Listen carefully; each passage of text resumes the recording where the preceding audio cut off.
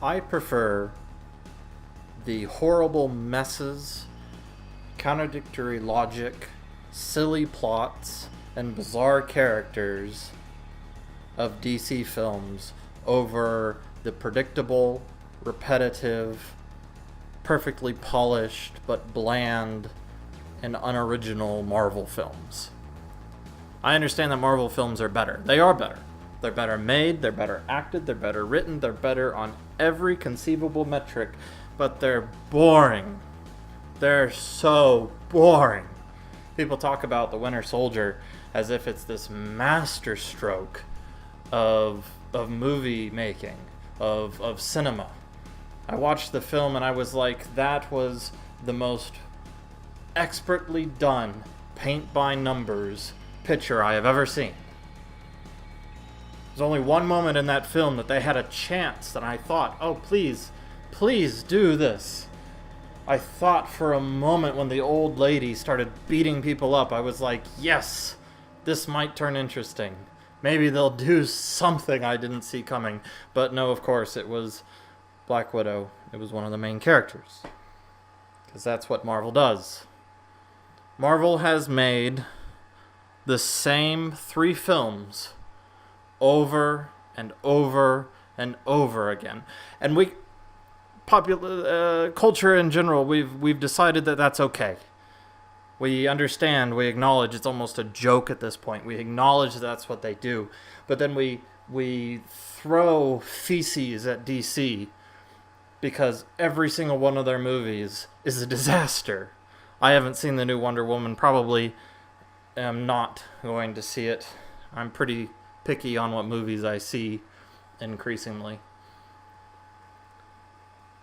But every DC film is at the very least an interesting disaster. I can watch Batman v Superman and I can see the thoughts and I can see the themes and the ideas that are built into it. And I understand that it didn't work. It doesn't work. But that doesn't mean I didn't enjoy watching it fail. And not in a malicious kind of way, but enjoy watching it try. And it tried. I'm tired of watching the same movie. Now, there's a lot of criticisms that can be leveled on Western culture. A lot of those criticisms are very legitimate. But Western culture, as a whole, has always produced good art, powerful art, strong art, defining art. We're the culture that created Homer, that created the Greek plays. We're the culture of Caravaggio, the culture of Mozart and Beethoven, the culture that created Kubrick, that created Hitchcock. And now what? Now we create toy commercials. And that's about all that we create. And this is called art. This is considered to be the pinnacle of our civilization. Utter trite. We're the culture of Shakespeare. We're the language of Shakespeare, even. And the tired excuse of saying, well, movie and studios are for the money. They're in it for the money. I understand the need of making money, but it's that difference. Movie studios are in it for the money. People that make movies are not in it for the money. If they are, they really ought to go after a different career. Selling drugs pays better than being a movie director. In the vast majority of cases. They do it because there's some part of them, some part of their ethos that they feel on some level is worth sharing with the world. Though Marvel has perfected to a mere shine this simplistic tale. They've perfected this semi-serious, semi-comedic tone. It's a sedated Joss Whedon of just a little snark, a little snap, a little action, a little romance, a little this, a little that, to make a perfectly bland soup. And it's a satisfying soup, and it's even a nutritious soup. But it's the same soup. Never too extreme. And that is something that is a very legitimate criticism of Western culture. We're terrified of extremes. We're terrified of risk. We developed insurance, for goodness sakes. What we consider risky, other cultures consider normal. We are terrified of the extremes. We say that that's a good thing. Moderation in all things. I don't want my art, I don't want the art that I consume to be moderate. I want it to be extreme. I want life to be extreme. I want my music, I want my stories to be extreme. We develop superheroes with superpowers, with godlike attributes, and they're the boringest people. Their personalities are flatlined. This ties into a separate issue, and that's the destructive nature of propaganda. See, propaganda is forced into very simple, narrow boxes. This is why one of the criticisms that people have had of Marvel Comics in the last couple of years, it's not adding different types of characters. It's that pushing the narrative, pushing this single idea, forces these new brands of characters into very narrow paths, narrow ways. And that's happening to so much of Western art. It's being homogenized, censored, brought in line.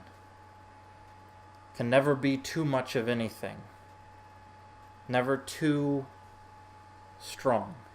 Never too weak. And this is the death of art. This is how propaganda kills art. Because propaganda, by its very nature, can't go outside of the bounds of the message that propaganda is pushing. To where art, interestingly, is much less about the logos, the message, or even the pathos, the emotion, but it's about the ethos, the character, the essence of the person. There's a part of the artist that gets poured into a work of art, whether they intend to have that happen or not. It's a natural part of the creative process, that the artist is in the art. Rothko said that it's a cruel thing to show art because you leave that art out. It's like taking a child from the parent. Now the parent can't protect it anymore. And that's how it is with art. The artist can't protect the piece of art anymore when it's put out. So what has Marvel done?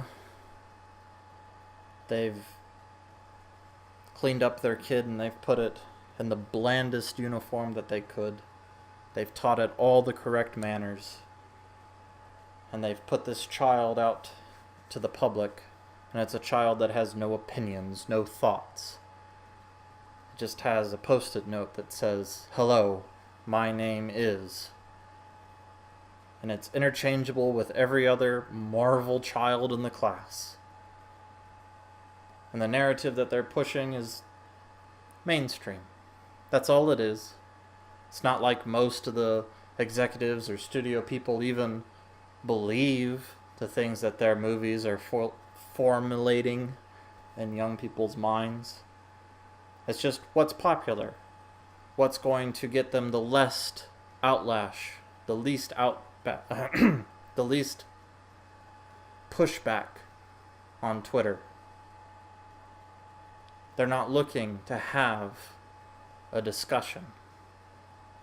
They're looking to make money because they are a studio. But they don't produce art. They produce dried cake. They produce unsalted crackers. They push the thing out. And they say, "Here, come eat." And it is the most bland of meals that you've had. But in our culture, we've become used to the blandness.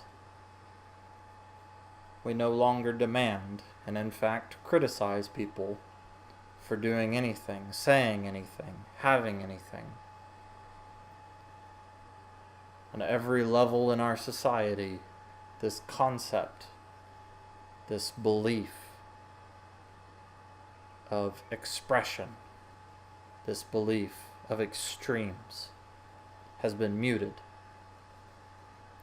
This is why the criticisms that have been levied against individuals who do what would be categorized as tasteless jokes or poorly conceived satire miss the entire point. Individuals that use extreme imagery in order to make some sort of joke are actually not interested in the joke or the quality of the joke nearly so much as they're terrified that if they don't make the joke, they're going to lose the right to make the joke.